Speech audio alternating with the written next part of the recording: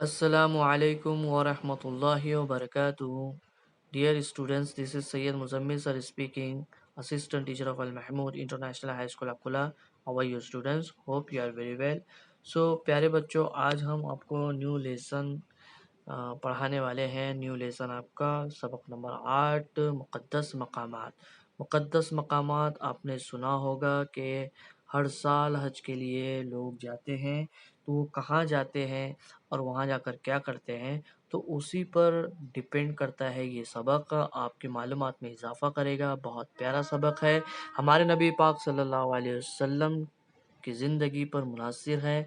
इसमें क्या क्या चीज़ें बयान की गई है, आप ध्यान से सुने और सुनने के बाद सेम टू सेम जिस तरीके से हम पढ़ा रहे हैं आप वैसे ही पढ़ें। ठीक है, एक एक लफ्ज़ को देखें, एक एक हर्फ को देखें कि उसका क्या मतलब है और इस सबक में क्या मालूमात दी गई है, उसको आप न सिर्फ समझें बल्कि उसको याद भी रखें। ठीक है, मक्का मुकरमा मुल्क अरब का एक मशहूर शहर है। मक्का मुकरमा मुल्क अरब का एक मशहूर शहर है। ये शहर मुसलमानों के लिए पूरी दुनिया में सबसे ज़्यादा अहम है। देखिए प्यारे बच्चों कि आप ये शक्ल की मदद से देख सकते हैं कि ये काबे की शक्ल है और काबा किसे कहते हैं और काबा है कहाँ। काबा ये असल में मक्का मुकरमा एक शहर है जो कि मुल्क अरब में है। ठीक है, जो हाजी लोग जाते हैं, आपने देखा होगा कि हज करने के लिए जो हाजी लोग जाते हैं, हज कर आते हैं, तो वो काबे शरीफ का तवाफ़ करते हैं। ठीक है, हज करते हैं। और ये कहाँ पर है? ये मक्का मुकरमा एक अरब मुल्क में एक शहर है। ये शहर मुसलमानों के लिए पूरी दुनिया में सबसे ज़्यादा अहम है। ठीक है, तो शहर मक्का को हज़रत इब्राहीम अलैहिस्सलाम ने बसाया। अब जैसा कि आप देखते हैं कि ये जो काबा है, ये जो मक्का मुकरमा है, ये शहर किसने बसाया, तो आपको आंसर देना है हज़रत इब्राहीम अलैहिस्सलाम ने बसाया। इस शहर में हज़रत इब्राहीम अलैहिस्सलाम और उनके बेटे हज़रत इस्माइल अलैहिस्सलाम ने एक मस्जिद तामीर की थी। मक्का मुकरमा में कौन सी मस्जिद तामीर की थी, आपको ये क्वेश्चन पूछा जा सकता है। तो आपको जवाब देना है कि इस मस्जिद का नाम काबतुल्लाह है। ये दुनिया की पहली मस्जिद है, यानी दुनिया में कोई मस्जिद तामीर ही नहीं की गई थी। ठीक है, दुनिया में सबसे पहली मस्जिद अगर कोई है तो वह है काबतुल्लाह। ये पहली मस्जिद है। ठीक है, मस्जिद का नाम काबतुल्लाह है और ये दुनिया की पहली मस्जिद है। ठीक है, यहाँ पे चंद बातें आपको याद रखनी है कि मुल्क अरब में एक शहर है मक्का मुकरमा और ये बहुत मशहूर शहर है। लोग यहाँ पर हज करने के लिए हर साल आते हैं और पूरी दुनिया में ये सबसे ज़्यादा अहम है। किसके लिए? मुसलमानों के लिए। और हज़रत इब्राहीम अलैहिस्सलाम ने इस शहर को बसाया और उनके बेटे हज़रत इस्माइल अलैहिस्सलाम ने मिलकर उनके वालिद के साथ इस मस्जिद की तामीर का काम किया। ठीक है, अब उसका नाम भी दिया गया। उस मस्जिद का नाम क्या था? काबतुल्लाह नाम है। ठीक है, उस नाम था नहीं कहेंगे, नाम है यानी अभी भी वो है। ठीक है, और ये दुनिया की पहली मस्जिद है। ठीक है, अगला पैराग्राफ की तरफ बढ़ते हैं प्यारे बच्चों, ध्यान दें आप। हर साल लाखों लोग काबतुल्लाह हज के लिए जाते हैं। ठीक है, हर साल लाखों लोग अपने अपने इलाकों से हज करने के लिए कहाँ जाते हैं? काबतुल्लाह। काबतुल्लाह किसका नाम है? एक मस्जिद का नाम है जो कि मक्का मुकरमा में है। ठीक है, याद रखिएगा। इस मस्जिद में एक नमाज का सवाब 1,00,000 नमाजों के बराबर है। अगर आप अपने इलाकों में अगर नमाज पढ़ते हैं 1,00,000 मरतबा और एक वक्त में जाकर अगर आप मक्का काबतुल्लाह मस्जिद में अगर आप नमाज पढ़ोगे तो 1,00,000 नमाज पढ़ने का सवाब आपको मिल जाएगा इंशाअल्लाह। پیارے نبی صلی اللہ علیہ وسلم حضرت محمد مصطفیٰ صلی اللہ علیہ وسلم کی پیدائش بھی اسی پاک سرزمین میں ہوئی. یعنی دیکھیے ہم ہندوستان میں رہتے ہیں اور یہاں پر آپ نماز پڑھتے ہیں تو 1 لاکھ نماز پڑھو گے آپ.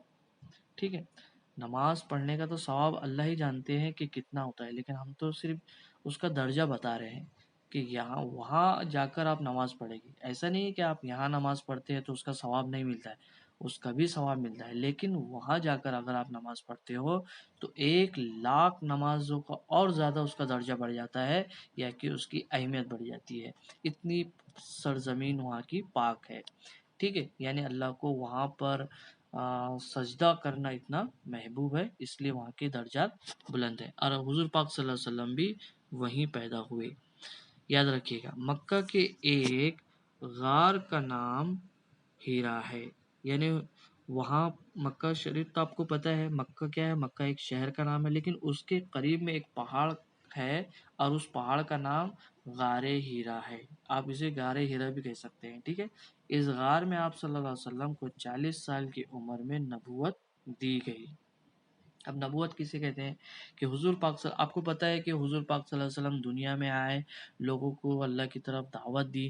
ٹھیک ہے، تو اللہ کے نبی کو جب یہ نبوت دی گئی اس کے بعد ہی اللہ کے نبی نے دعوت کا کام کیا. ٹھیک ہے، اس کے پہلے آپ کیا تھے؟ اس سے پہلے آپ سچے دین دار ایک آدمی تھے جس کو دیکھ کر ہر انسان نہ صرف ان سے محبت کرتا تھا بلکہ ان کے نام کی قسمیں کھاتا تھا کہ انسان ہو تو نبی پاک صلی اللہ علیہ وسلم کے طرح ہو. جب ان کو نبوت دی گئی، جب ان کو نبی پاک صلی اللہ علیہ وسلم کا ایک مکمل درجہ مل گیا، یعنی حضور پاک صلی اللہ علیہ وسلم تو پیدائش سے ہی نبی تھے، لیکن نبوت ان کو 40 سال کی عمر میں دی گئی.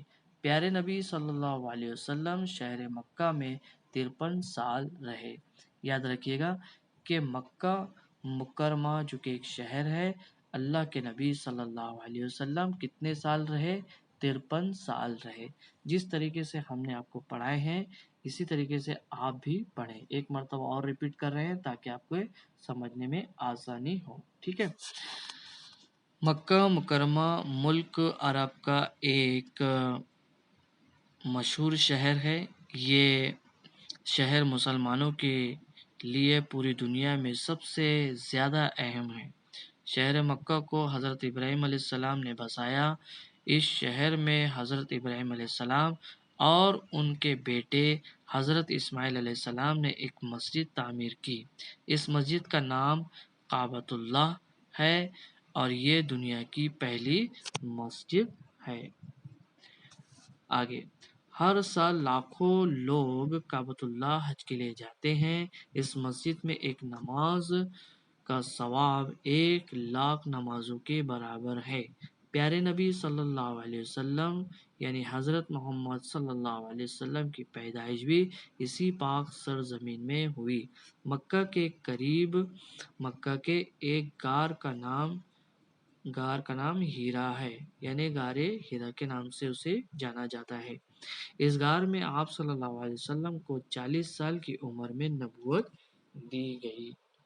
پیارے نبی صلی اللہ علیہ وسلم شہر مکہ میں 53 سال کی عمر تک رہے. ٹھیک ہے، آگے کیا ہوتا ہے یہ ہم 2 پیراگراف میں اتنی معلومات حاصل کر چکے ہیں. آپ اس کی مشق کیجئے، پریکٹس کیجئے. ایک دن میں پورا لیسن تو ہم فنش کر سکتے ہیں لیکن سمجھ میں آپ کے نہیں آئے گا. سمجھنا بہت ضروری ہے. جتنی معلومات اس سبق کے ذریعے سے ہم نے آپ کو پرووائڈ کی ہے یعنی آپ کو دی ہے، یا آپ اس کو سمجھنے کی کوشش کریں. بار بار اس ویڈیو کو دیکھیں اور آپ کے پاس ٹیکسٹ بکس ہو تو 2 پیراگراف کو بار بار پڑھیں. اگلی ویڈیو میں تیسرا پیراگراف، چوتھا پیراگراف یعنی پورا مکمل لیسن آپ کو سمجھا دیا جائے گا. اس کے بعد ایکسرسائز کی جائے گی. ٹھیک ہے، اپنا خیال رکھیے. اگلی ویڈیو میں جلد ملاقات ہوگی. تب تک کے لیے مجھے اجازت دیجیے. السلام علیکم ورحمۃ اللہ وبرکاتہ.